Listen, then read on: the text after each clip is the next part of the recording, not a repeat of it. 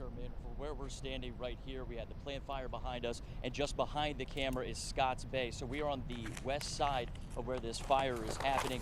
We know, and I heard you talking earlier about the investments that Exxon had made into this plant not too long ago, and that is for their ethylene cracker. But we do know that this is not an ethylene-related fire. The shelter-in-place went out, and they're talking about polypropylene section of this plant. And I wanted to clarify some information about that. That extra investment they put into it was a multi-billion-dollar ethylene cracker. That cracker has a capacity of 1.5 million tons per year, and this is where it feeds into what we're talking about inside this fire with the polypropylene section. The ethylene cracker provides ethylene feedstock to their new higher performance polyethylene lines that go over to their Mont Bellevue plastics plant that started back in 2017.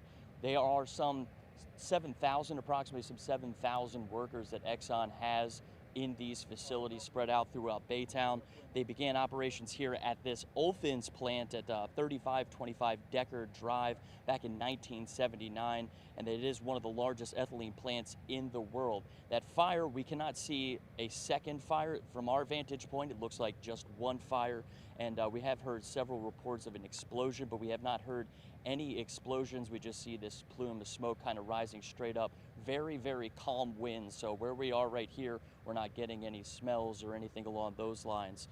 We wanted to talk to a few people out here. We're still looking for employees who are coming out of the plants right now.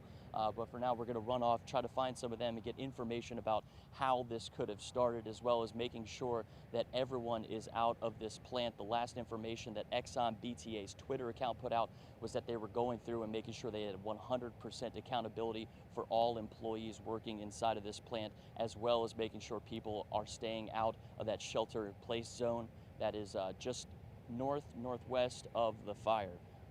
Sherman, we'll go back to you for now. We're going to try to find some employees to figure this out.